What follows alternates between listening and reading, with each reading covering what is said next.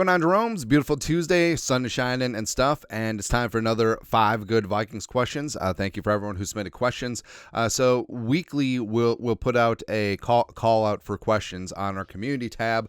Toss a couple of questions in there, and we'll go through them 5 at a time throughout the week. First up is from Chris. How do you think we as a team rank through from the middle of the pack into championships?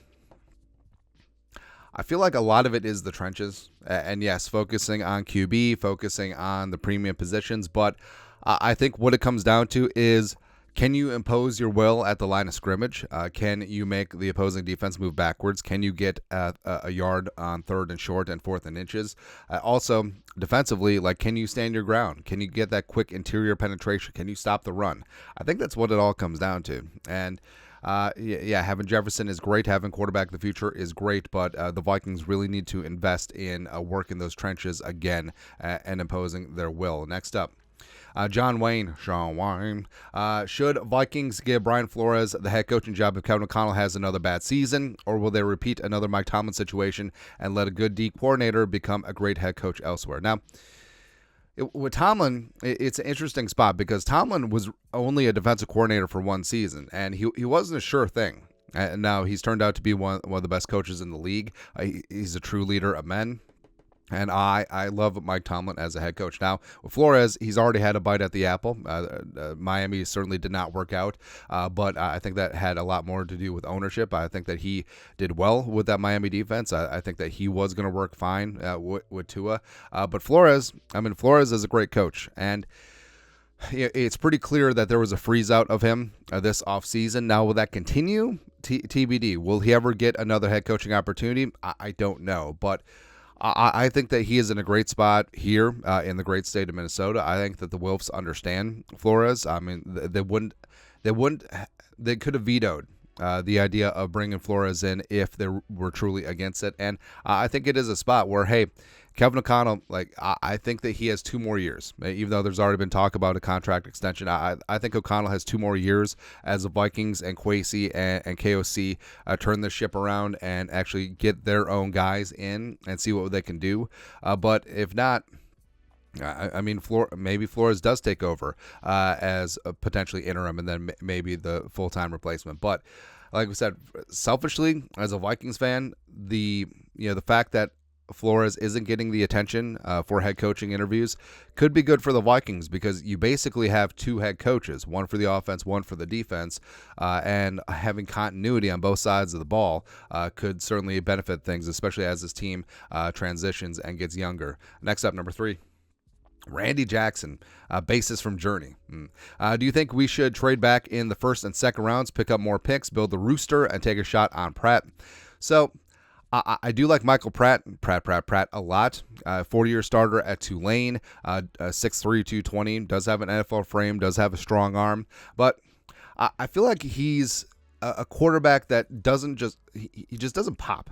You know what I mean? Where I've watched a fair amount of Tulane games, especially that stupid USC game from 2 years ago.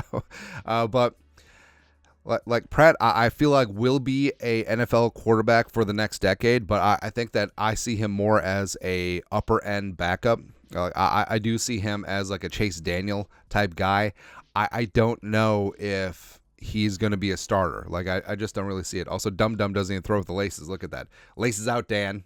No, I'm just kidding. But again, it's not an aspersion on him. I think that he is probably in that 3rd, 4th round range. And if the Vikings are going to go young and go for quarterback of the future, just take one at the top. Maneuver and get your guy. Unless Kevin O'Connell and Kwesi and the scouts are all in on Pratt, and then sure. But again, this is not poo-pooing on the kid. I think that he's going to have a long career in this league. I just think it's going to be as a high-level backup versus a starter. And also, that's not hate. And I still believe in guys like Jaren Hall. I think that Jaren Hall could develop into a solid QB2, a veteran QB2 down the line. And he's going to be a veteran pretty soon because dude's 26. But for a 5th round pick with Jaren Hall, I mean, that's huge value. And if you get Michael Pratt in the 4th round, and then he turns into a solid backup for your team long term, that's great value as well. As you saw, backup quarterbacks have a ton of value this season with all the injuries. And yes, Kirk Cousins was a 4th round pick too. than you saw what Kirk became, but Kirk's certainly an outlier in the mid rounds. Speaking of Kirk, Zaragoza, longtime OG Jerome, what up? We've only won 4 playoff games since 2004. That's depressing. That's bad. What do you think really needs to happen for us to get that Jeromebardi? I feel like for whatever reason, there's just lack of confidence in this entire franchise, and it could come from the fan base. It could come from this team feels cursed and snake bitten, and then everyone feels that. But I feel like this team just needs a huge amount of swagger. And I feel like this team is starting to get that with Justin Jefferson, with Jordan Addison.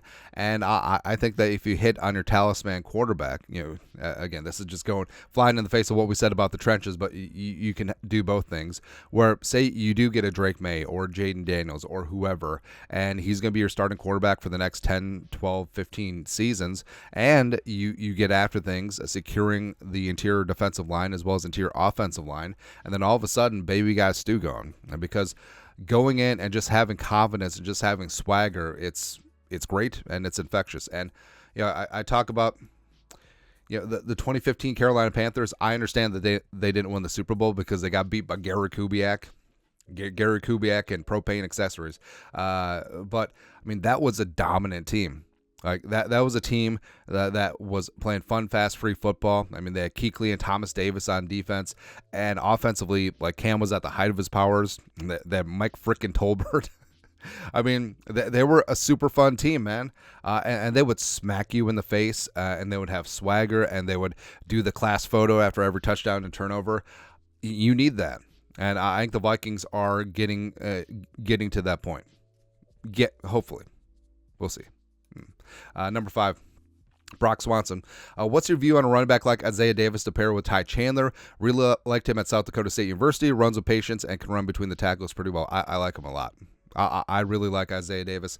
A lot of times in our mock drafts, we'll grab him in the 6th, 7th round.